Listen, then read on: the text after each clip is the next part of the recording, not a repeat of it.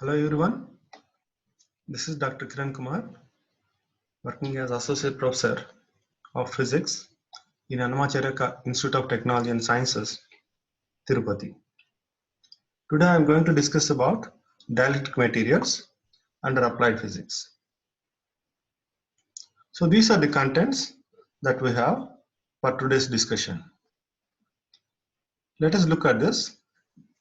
So that is, as usual, introduction, followed by few definitions, that is dielectric polarization, dielectric polarizability, susceptibility, and dielectric constant. Followed by the types of polarizations, that is electronic and ionic, which are quantitative.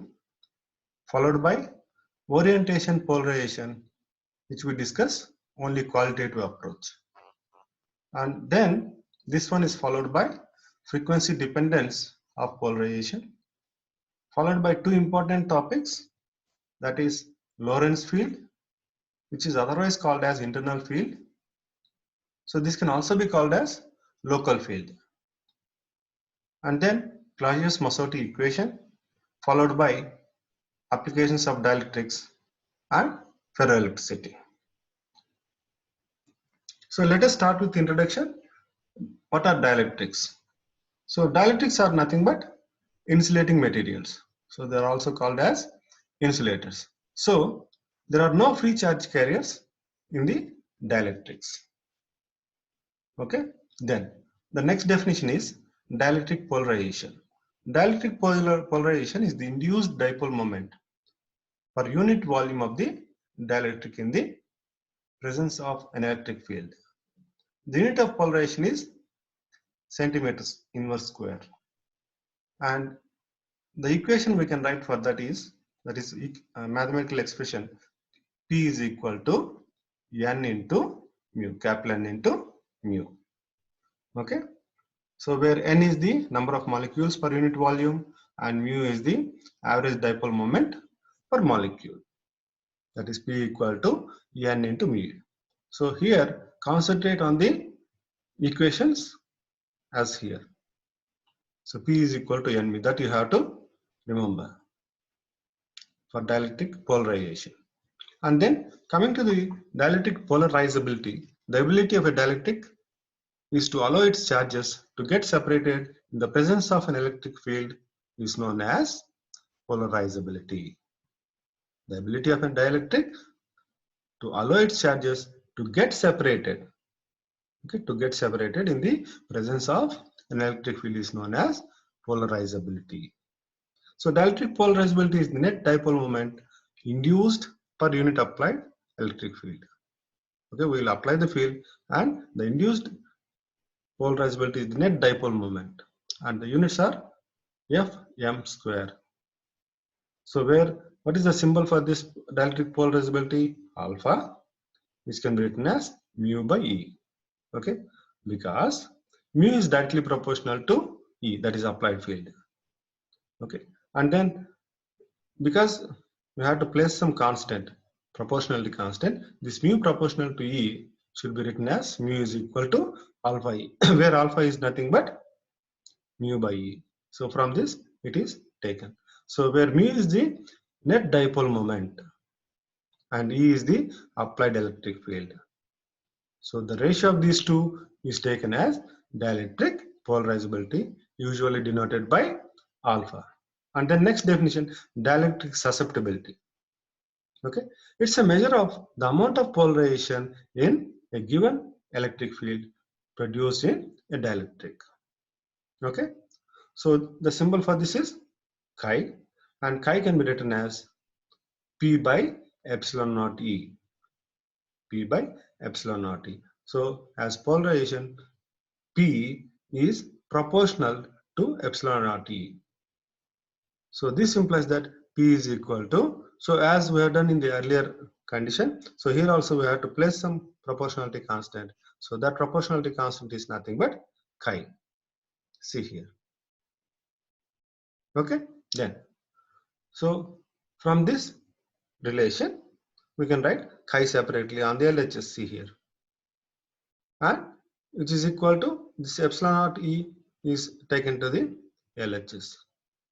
So chi is equal to P by epsilon naught into E. And then the next definition is dielectric constant. This is denoted by epsilon R. So the dielectric constant is the ratio between the permittivity of the medium to the permittivity of the free space. That is epsilon R is equal to epsilon by epsilon naught. Since it is a ratio of the same quantity, see here epsilon, epsilon.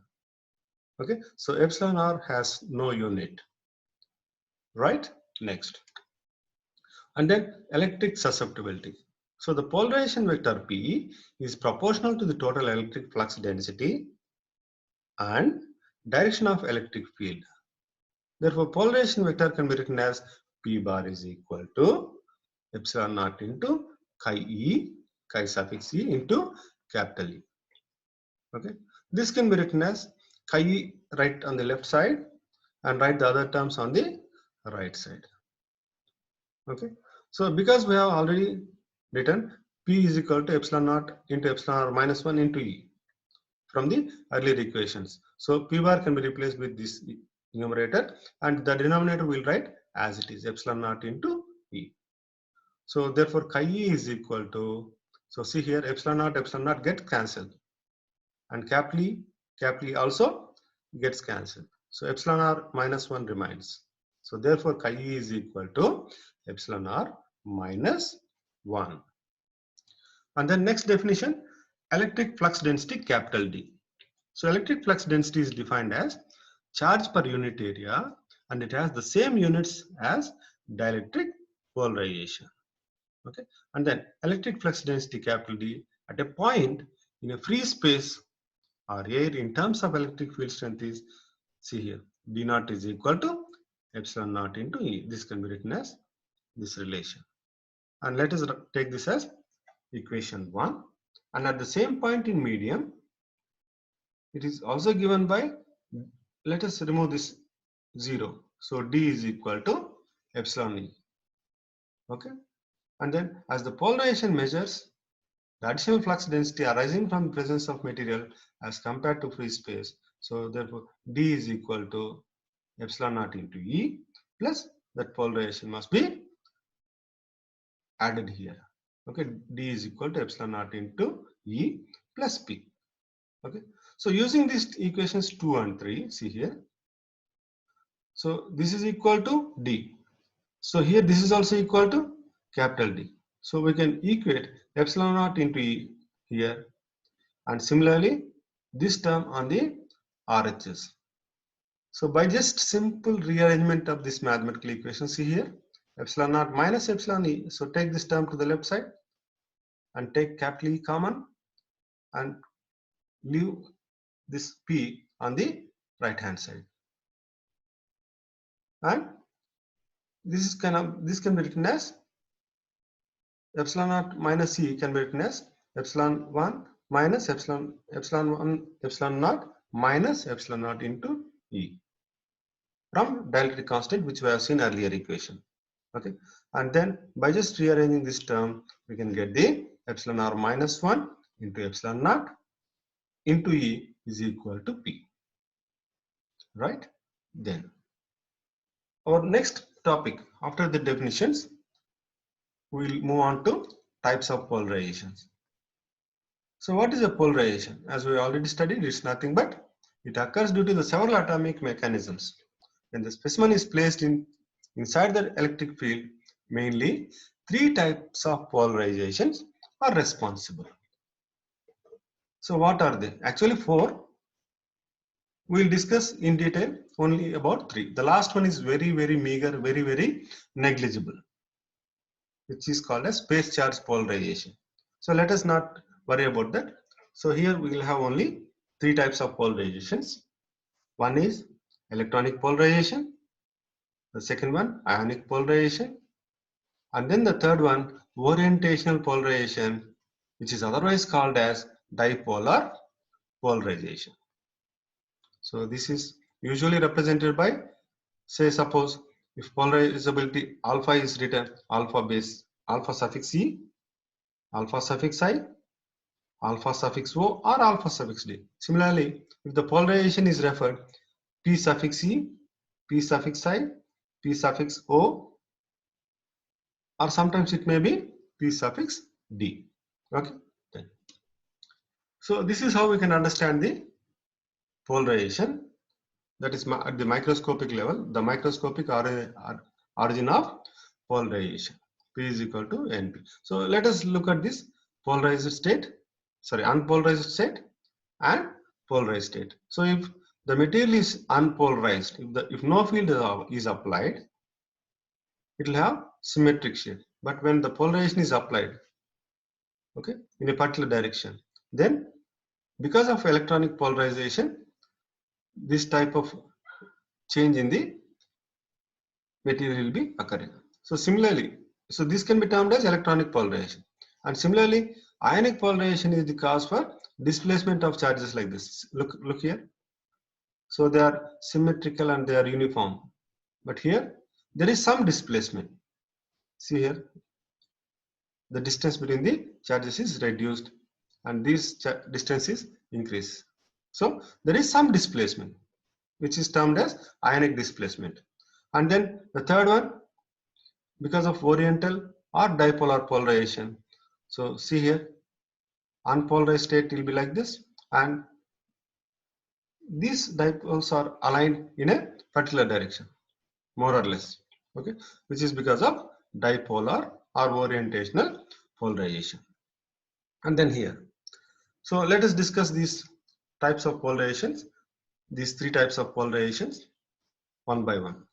So starting with electronic polarization, let us look at the definition, what the definition says. Okay, so here the definition says that when an electric field is applied on a dielectric material, then all the positive nuclei of atoms move in the field direction and all the negative electron cloud of atoms move in opposite directions. Look at the diagram here. So there is some change. That is, the electron cloud will move on in one direction and the opposite charges in the opposite direction. Okay, so this is electron cloud and this is nucleus in the same atom. When no field is applied, when the applied field is capital E. Rest of the things we can write as it is.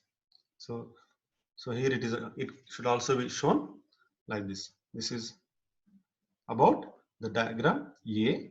This represents the diagram B. Okay, and then the electron cloud readily shifts towards the positive end of the field. The extent of shift by electrons is proportional to field strength. And then second point, that hence dipole moment is the product of charge and shift distance. This shift distance, right? And then the expression for electronic polarizability alpha E can be written like this. Electronic polarizability alpha E is equal to 4 pi epsilon r cube, where r is the radius of the atom. Let us take this as equation 1 as shown here. And then the second one, ionic polarization. So ionic polarization takes place in case of ions. So let us look at the definition.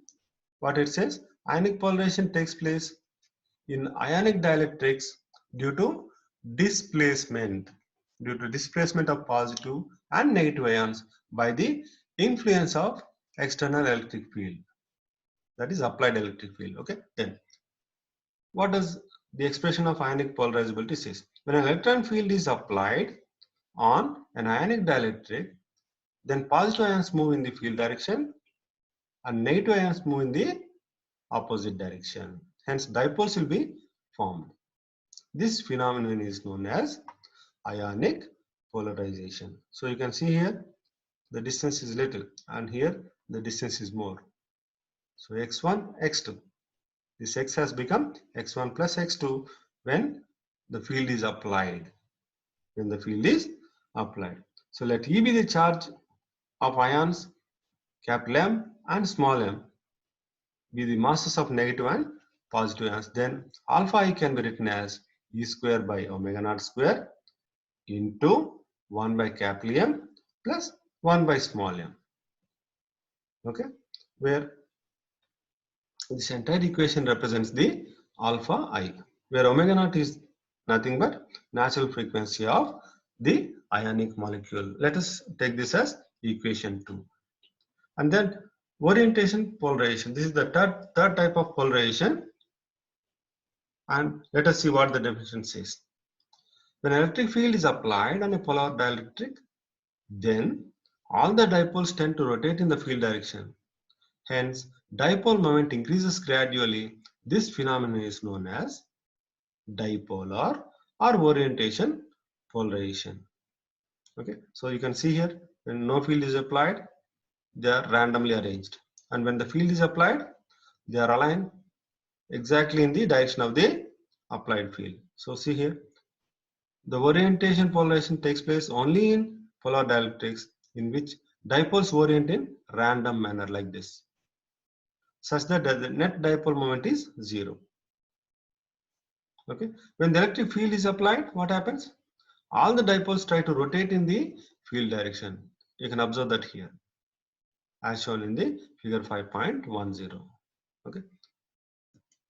Next, orientation dipolarization, dipolar polarizability can be mathematically expressed like this: alpha naught equal to alpha O. This can be understood as alpha O. This is nothing but mu square by 3 kBt, where mu is the dipole moment, kb is the Boltzmann constant, and T is the absolute temperature in Kelvin.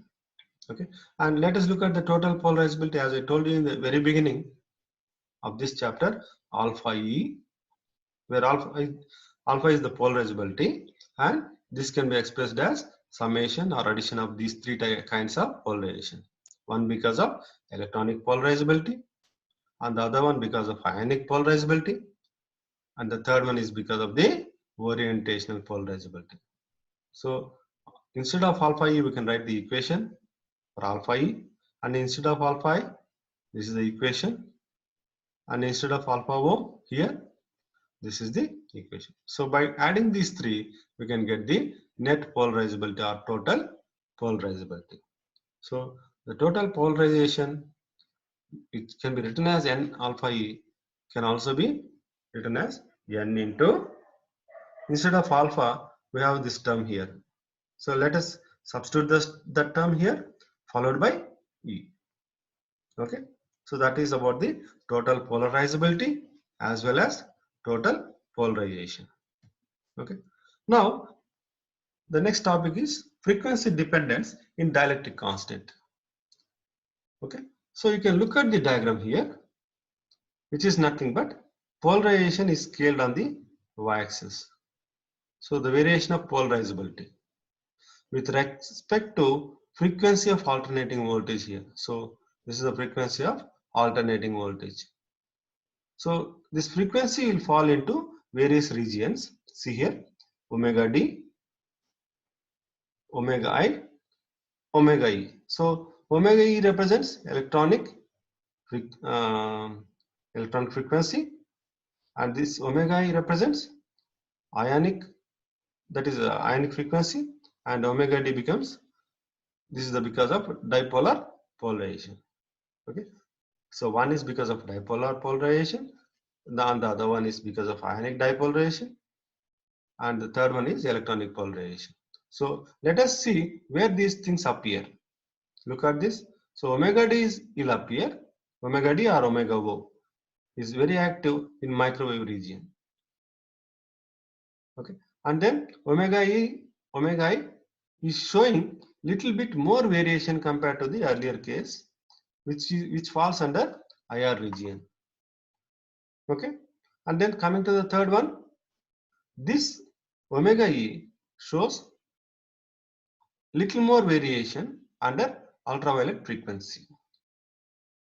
Okay, and then having seen this on the polarizability scale, initially omega D is active and other polarizabilities are also active in the microwave region, and slowly this alpha D diminishes as we move to IR frequency. At this IR and UV frequency, only these two will be active, and at this omega E frequency, that is ultraviolet frequency, only this alpha E we can see, and other alpha E and the other alpha D and alpha I will not be observed. So the same thing is explained here along with the values. See here, radio wave region, infrared region, microwave region, all the values and the corresponding frequencies are mentioned here. Okay. Next topic is local field. So this field is also called as internal field. So let us look at the definition. In dielectric solids, the atoms or molecules experience not only the external applied field but also the electric field produced by the dipoles. Thus, the resultant electric field acting on the atoms or molecules of dielectric substance is called local field. That means the resultant electric field acting on the atoms or molecules of dielectric substance is called local field or internal field. And what the derivation says: consider a dielectric material placed in an electric field E1, placed between the parallel plates of a capacitor. As a result, opposite type of charges are induced on the surface of the dielectric. So look at this. So you can see here, this is the positive terminal. From positive terminal, this is the applied field, and as a result, this is the opposite direction, E2. E1 is opposite to E2. So this is the applied field, and this is the field due to dielectric. So this dielectric is placed between these parallel plates of the capacitor. So E1 is because of the parallel plates, E2 is because of the dielectric. Okay, so therefore E is taken as E1 minus E2. Okay, and E1, E2 can be written like this. And let us look at these two. E3 and E4 are because of the dielectrics inside the dielectric. This is all the process that is involved in the outside the dielectric. And E3 and E4 are related to the inside the dielectrics. And the local field is the field that is experienced by this atom, that is exactly placed at the center of the dielectric. At the center of the dielectric. So you can write the diagrams: polar dielectric in electric field, and this region is enlarged. So enlarged view of spherical cavity with surface charges of the dielectric. So these are the surface charges, and A as it is written here, and little geometry is taken at surface area. See here. So this is small surface area, and we have to find out the influence of this small area on the atom at A. Okay, then. So imagine a spherical cavity of radius r. In this sphere, inside dipoles are present. Consider a dipole at the center of spherical cavity. This dipole experiences the following fields in addition to the externally applied field E1. Okay, so the total internal field experienced by the dipole can be written like this. See here, E local is equal to, or EI, that is internal or local, is equal to E1 plus E2 plus E3 plus E4. The influence of all these forces at the center of the atom. So let us look at this, where E1 is the external applied field. And here they are divided into three forces. So the field E2 produced by the induced charges on the dielectric sample near the surface. So what is written here? So similarly, E2 is arising from the dipoles inside the sphere. As I already told you, E1, E2 are the forces outside, and E3, E4 are the forces inside. Okay, and because E3 depends on the crystal symmetry, for isotopic crystals, E3 is 0. The field E4 is due to polarization of charges on the surface of the spherical cavity. Okay, so this E4 is called as Lorentz cavity field. Lorentz cavity field. Okay, next. The surface charge density on the surface of the spherical cavity is P cos theta. Let us take the component of small region. Okay, and if ds is the area of the surface element shaded in the figure shown. So see here. Okay, you have to see this second diagram and you have to correlate with the explanation here. Right, and then the charge on the surface element q1 is, that means here we have to find the surface area here. q1 can be written as normal component of polarization into area of the surface element. So q1 can be written as p cos theta into ds. Let a test charge q2, which is nothing but q placed at the center of the cavity. So there are two charges we have to consider. Look here.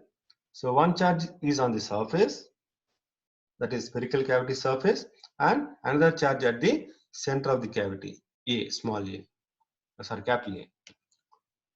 So further enhancing this, from Coulomb's charges, from Coulomb's law, the force experienced between the surface charges can be written as dF is equal to 1 by 4 pi q1 q2, that is charges, by r square into dF. This is the component of the force, not the entire force, because we are taking a small surface area on the surface of the sphere.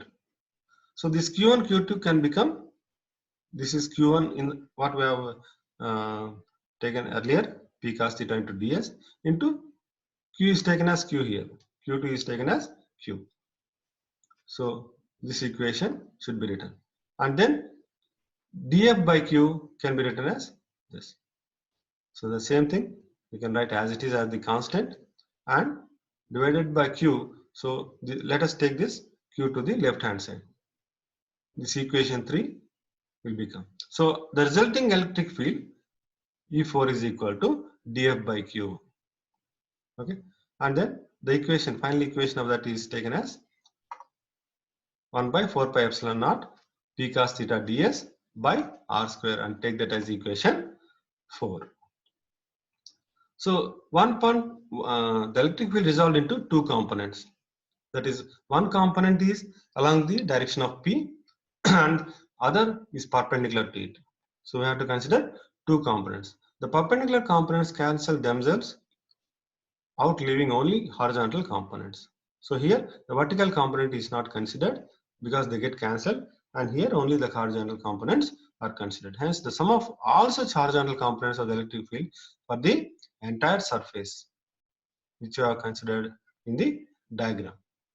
So that can be taken as E4, and because we have a very small component dE, this can be written as integral of dE4 cos theta. So here dE4 means, so you can see E4 here. So instead of E4, write this entire term, that becomes equation 5.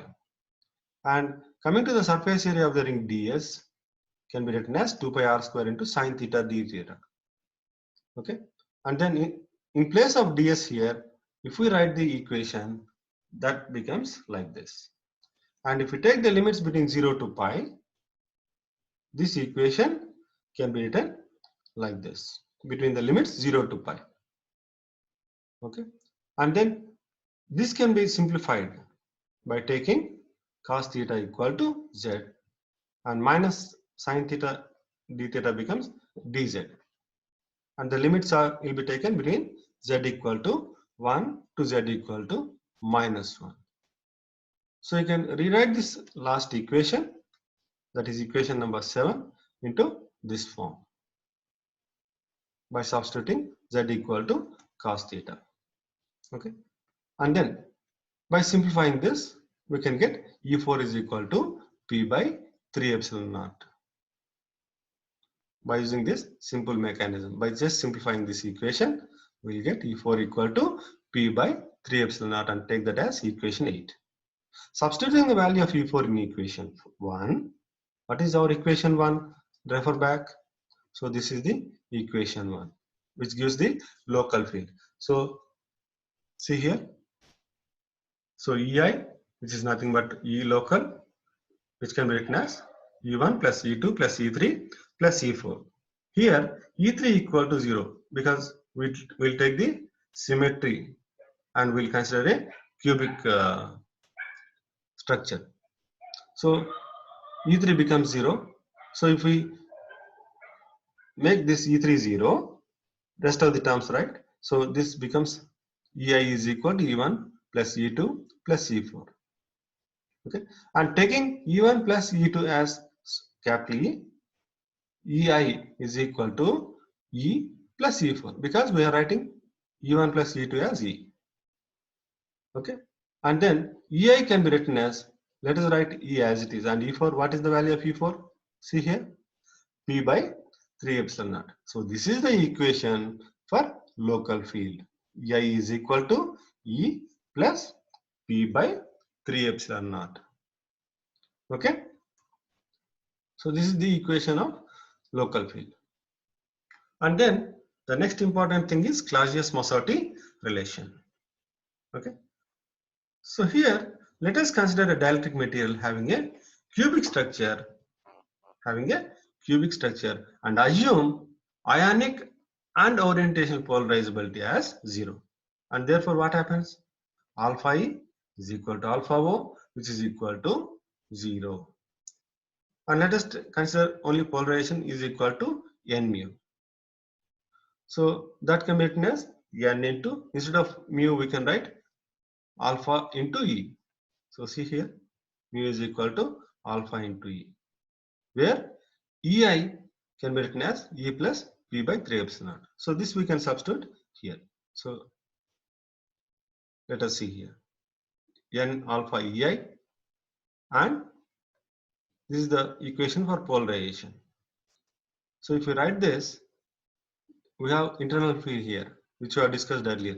So this internal field can be written as E plus P by 3 epsilon naught. Okay, and then expand this n alpha into E and n alpha into second term. You can get this equation. Okay, and then see here, keep P on the LHS and take the second term on the RHS to the LHS. So see here, we'll get this equation. Okay, and in the LHS, take P as common and write out the rest of the terms, and don't touch anything in the RHS. And let us keep P only on the LHS, and let us take the other term on the LHS to the RHS. We'll get equation 1. And we know that polarization vector P is equal to epsilon naught into capital E into epsilon r minus 1 from our previous equations. And let us take that as equation 2. Okay, so we are having two equations for P now. Okay, this is one equation and equation 1 is another equation. So from those two equations, let us equate what all we have on the RHS. So see here, from equation 1 we will take this equation, and from equation 2 we can write these terms. So here also, by simple rearrangement, simple mathematics, okay, we can get this equation. N alpha E is equal to 1 by 1 plus 3 by epsilon r minus 1. Okay, so here let us take this here, epsilon r minus 1 here, epsilon r minus 1 plus 3, which is nothing but epsilon r minus 1 by epsilon r plus 2, which is equal to n alpha E by 3 epsilon naught. LHS is untouched here. Okay, so this is the final equation for Clausius-Mossotti relation. Okay, next comes ferroelectricity. So here let us look at this examples for ferroelectricity: barium titanate, Rochelais salt, KDP, ADP, and so many examples are given here as ferroelectric materials. So all of them will show the spontaneous electric polarization below Curie temperature. So this is the property of ferroelectricity. And then these four are the properties which are to be discussed here. So Let us look at the spontaneous polarization. So polarization take on the x-axis, y-axis, and temperature on the x-axis. So you can refer A to the A diagram here, right? And then, so this particular diagram represents the spontaneous polarization. That is the polarization that is existing inside the sample, inside the dielectric. And the second diagram, look here, variation of dielectric constant with temperature. So see here, epsilon versus T. And from the point the T and epsilon becomes starting, that becomes the Tc. And then point C says hysteresis of a ferroelectric material. So see here, this is the same graph what we get in the magnetic materials. So there M versus H, here it is P versus E, because we have some analogous features compared to the magnetics and dielectrics. And we can also discuss about barium titanate unit cell using this simple discussion. Okay, the ferroelectric material possess very high values of dielectric constant. So they are used in the manufacture of small sized large capacitance capacitors. Okay, because of the hysteresis property of ferroelectric materials, they are used in construction of memory devices in computers. And the third point says that the ferroelectric materials show piezoelectricity also. So they are used to produce and detect sound waves. And then what is the fourth point says? The ferroelectric materials also show pyroelectric property. Pyroelectric means thermoelectric. That is temperature dependent electric property. So they are also used in detection of IR radiation. Okay.